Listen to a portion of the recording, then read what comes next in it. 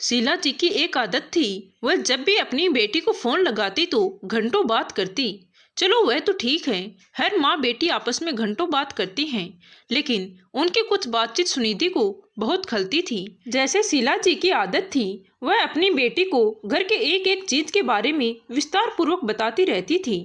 अगर घर में एक कील भी ठोकी गई है तो उसकी जानकारी वह अपनी बेटी को जरूर देती थी। सुनिधि को लगता था कि इतनी एक एक खबर अपनी बेटी तक पहुंचाना क्या जरूरी है, और उस बात को सुनने के बाद उधर से उनकी बेटी अपनी राय मशवरा भी देती थी कि ऐसा क्यों किया, वैसा कर देते हैं, ऐसा मत करो, वैसा करना, वगैरह वगैरह। सुनिधि को लगता था कि उसके ससुराल में रह तो वो रही है, पर उसके ससुराल को चला उसकी ननद रही है। वह भी अपने ससुराल से। सुनिधि को सबसे ज्यादा खराब ये लगता था जब शीला जी सुनिधि की ननद शिवानी को ये बताती थी कि भाभी ने 3 लीटर दूध लिया, भाभी ने 5 किलो आलू लिए, भाभी ने 5 किलो आटा लिया। मतलब घर का छोटा छोटा हिसाब भी शिवानी को पता चलता रहता था, और उधर से वह बोलती भी रहती थी और अपना कुछ न कुछ राय मशवरा देती भी रहती थी, लेकिन सुनिधि को कुछ सुनाई नहीं पड़ता था। सुनिधि तो बस अपने सास की बातें सुन सकती थी, लेकिन सुनिधि को मन ही मन बहुत गुस्सा आता था कि उसके घर के एक एक ईंट का हिसाब उसके ननद शिवानी के पास शीला जी पहुंचाती रहती हैं। लेकिन अगर कभी थोड़ी बहुत घुमा फिरा कर सुनिधि इस बात के लिए शीला जी को मना करती हैं, तो शीला जी घर में तांडव मचा देती हैं। और फिर सुनिधि का पति बोलता है, छोड़ो जाने दो, मम्मी जो कर रही है करने दो, तुम अपने काम से काम रखो, क्या फर्क पड़ता है। शिवानी अपने ससुराल में है, तुम अपने ससुराल में हो, फोन पर कुछ बातें हो जाती हैं तो इससे क्या लेना देना।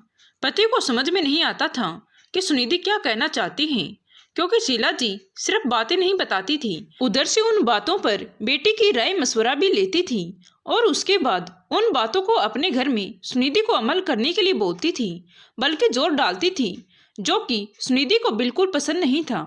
सुनिधि का सोचना था कि शिवानी अपना ससुराल अपने हिसाब से चला रही है, तो मैं भी मेरा ससुराल मेरे हिसाब से चलाऊंगी, ना कि शिवानी के हिसाब से। वह कौन होती है मेरे घर का हिसाब किताब बताने वाली। लेकिन लाख कोशिश करने के बाद भी शीला जी की ये आदत नहीं छूट रही थी। एक दिन तो हद ही हो गई और सुनिधि को बहुत जोर का गुस्सा आया। सुनिधि अपनी सास शीला जी के कमरे में उन्हें चाय देने के लिए जा रही थी। शीला जी फोन स्पीकर पर करके अपनी बेटी शिवानी से बात कर रही थी, क्योंकि उन्हें ऐसा लगा था कि सुनिधि किचन में है, तो उन्होंने अपने आराम के लिए फोन को स्पीकर पर डाल दिया था और सुनिधि ने उनकी सारी बातें सुन ली। शीला जी शिवानी को बता रही थी कि सुनिधि रोज 3 लीटर दूध लेती है, और उधर से शिवानी बोल रही थी, अरे बाप रे, मम्मी 3 लीटर दूध का क्या करती है भाभी। 3 लीटर दूध का जब मेरी शादी नहीं हुई थी तब भी तो घर में हम 5 लोग ही थे, तब हमारे घर 2 लीटर दूध आता था, और अभी घर में कौन से सदस्य बढ़ गए हैं, अभी भी तो कुल 5 लोग ही हैं जो 3 लीटर दूध की जरूरत पड़ रही है। भाभी का एक छोटा बाबू ही तो है, वह क्या 1 लीटर दूध अकेले पी लेता होगा। भाभी भी ना बहुत फिजूल खर्ची करती हैं। अरे 2 लीटर दूध तो काफी होता है, और बच्चे को तो कितना ही दूध लगता है। और इधर शीला जी शिवानी की बातों में हाँ मिला रही थी और बोल रही थी, बिल्कुल सही बोल रही है शिवानी, सुनिधि को पैसे जोड़ने बिल्कुल नहीं आते हैं, वह तो बस पैसे उड़ाती रहती है। मेरा बेटा कमा कर देता रहता है और वह पैसे उड़ाती रहती है। और शिवानी ने कहा, हाँ मम्मी, मेरे 2 बच्चे हैं और दोनों बड़े भी हो चुके हैं, और सास ससुर और मेरे पति, कुल 6 लोग हैं हम, और मैं सिर्फ 2 लीटर दूध लेती हूँ और मेरा परिवार अच्छे से चल रहा है। तभी शिवानी की माँ शीला जी ने कहा, बेटा तुझे मैंने घर गृहस्थी की बातें अच्छे से समझाई हैं, तो तू तो अपना घर सुचारू रूप से चलाएगी ही। अब जिसे जिसकी माँ ने कुछ भी सिखा कर नहीं भेजा हो तो वह तो पैसे उड़ाएगी ही ना, उसे बचत करनी कहाँ आएगी। ये सब सुनकर सुनिधि के तन बदन में आग लग गई। उसे बहुत जोर से गुस्सा आया और वह सोचने लगी, शर्म नहीं आती शिवानी को ये बोलते हुए और शीला जी को सुनते हुए। क्या एक छोटा बच्चा बड़े बच्चों की तरह एक बार दूध पीता है? छोटे बच्चे की खुराक क्या होती है? देखा जाए तो छोटे बच्चे को दूध पर ही पाला जाता है। क्या उन्होंने बच्चे नहीं पाले हैं? उन्हें पता नहीं कि 1 लीटर दूध भी छोटे बच्चों के दिन भर के दूध के लिए काफी नहीं होता है, बल्कि कभी कभी कम ही पड़ता है। छोटा बच्चा क्या चावल दाल रोटी सब्जी खा सकता है?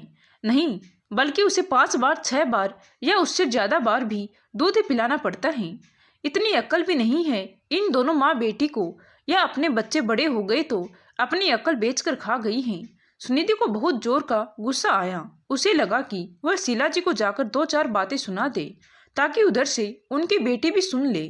लेकिन फिर उसने सोचा, अगर उसने ऐसा किया तो शीला जी फिर घर में तांडव मचा देगी और फालतू में घर में टेंशन होगा। लेकिन सुनिधि ने आज शिवानी को जवाब देने की सोच ही ली थी और साथ ही साथ शीला जी को सबक सिखाने का भी सोच ही लिया था।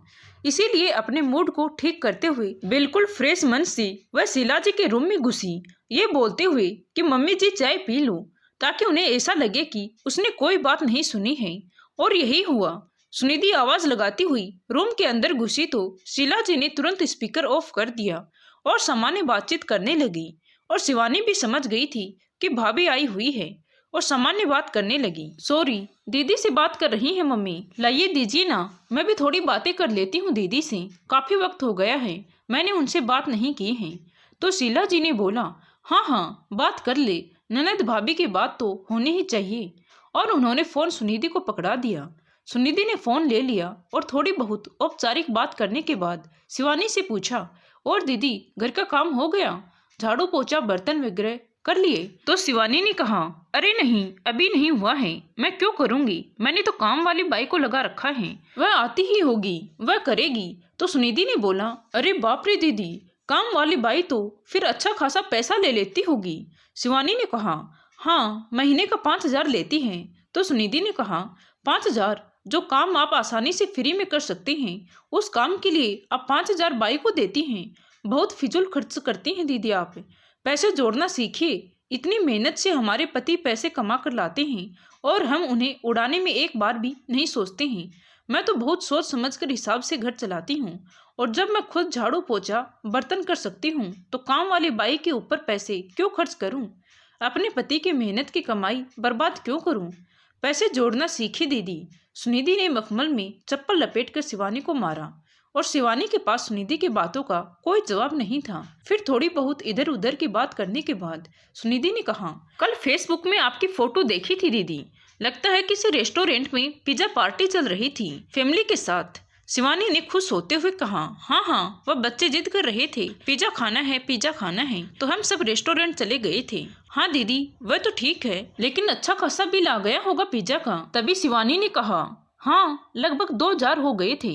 सुनिधि ने कहा, अरे दीदी 2,000 अपने पिज्जा में उड़ा दिए, इससे तो अच्छा आप घर पर पिज्जा बना देती, शुद्ध पिज्जा भी बनता और पैसे भी कम लगते। बच्चे तो नई नई चीज खाने की डिमांड करते ही हैं, पर उनकी डिमांड को देखते हुए अपने घर के खर्चों को भी देखना जरूरी होता है। पैसे जोड़ना सीखी दीदी, पति कितनी मेहनत से पैसे कमा कर लाते हैं और हम औरतें 2 मिनट नहीं लगाती उन पैसों को उड़ाने में।